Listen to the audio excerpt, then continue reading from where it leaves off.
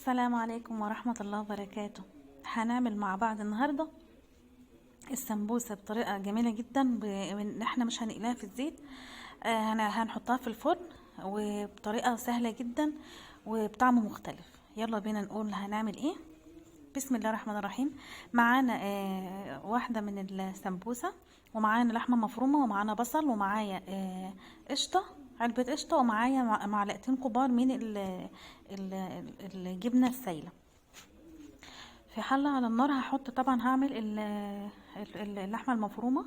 يعني انت تعصقها بطريقتك انتي. بتحطي البصل، بعدين بتحطي اللحمة، البهارات بتاعتك اللي انتي بتحطيها.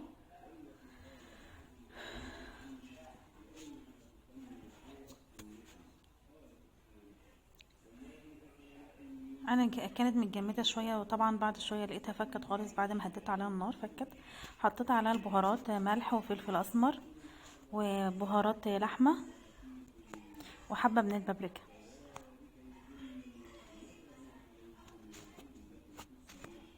بعد كده سبتها وقفلت عليها لحد ما تستوي خالص. طبعا وضفت لها الملح وسبتها لحد ما تستوي خالص. بعد كده هجهز السمبوسه. هفردها على صينيه واحط حبه من اللحمه المفرومه، واحاول اقفلها اكن بلف محشي خالص بالمنظر ده كده، واحطها في صينيه. هحاول ارصها في صينيه اللي انت هتدخلها الفرن. ودي تاني واحده. فردت الورقه وحطيت اللحمه المفرومه ولفتها اكن بلف محشي بطريقه سهله جدا.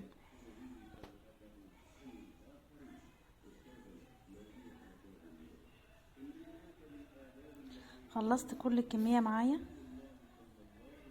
جم معايا في صينيتين.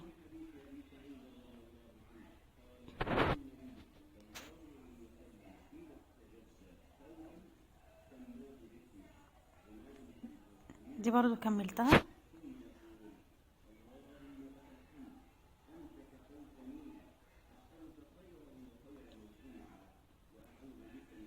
بعد كده جبت في بولة هحط فيها مكعب ماجي، وهحط مية سخنة. لو انت عندك شوربة يبقى احسن.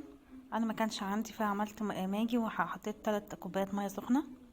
وزعته في الصينيتين، يعني هنا كوباية ونص وهنا كوباية ونص.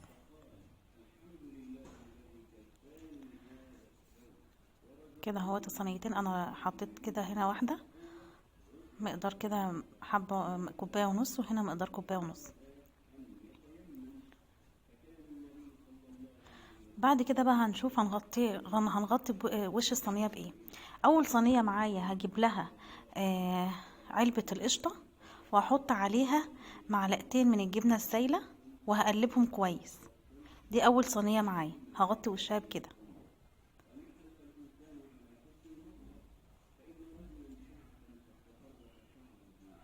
بالشكل ده كده، وهحطه على الوش.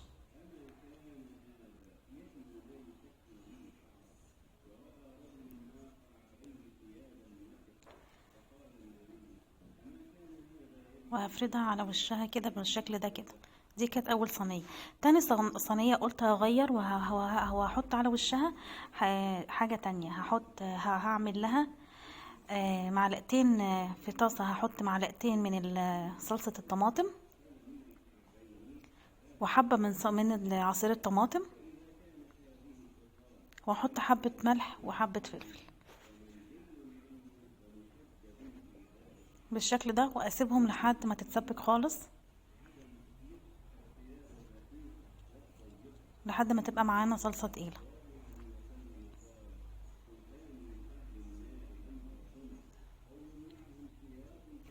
وبعد كده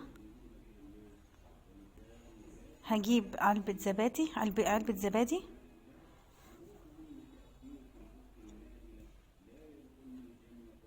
وهحط عليها عصير ليمونة، وهحط شوية فلفل اسمر. مش هحط ملح بقى لان انا حطيت في التسبيكة ملح.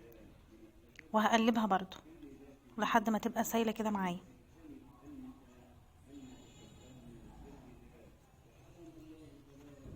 هجيب الاول الصلصة اللي انا عملتها واتسبكت معايا، هحطها على وش الصينية. هوزعها على وش الصينية بالشكل ده.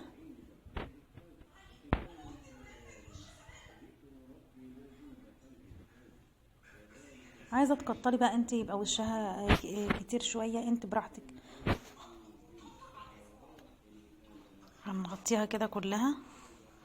وبعد كده هحط الخليط اللي انا عملته اللي هو الزبادي مع عصير الليمون، هحطه برضو فوق الصلصه دي. وطبعا هدخلهم الفرن لحد ما ياخدوا لون من فوق ومن تحت.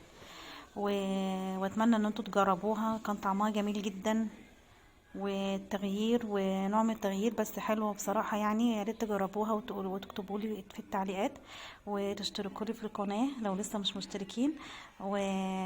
وشكرا، والسلام عليكم ورحمة الله وبركاته.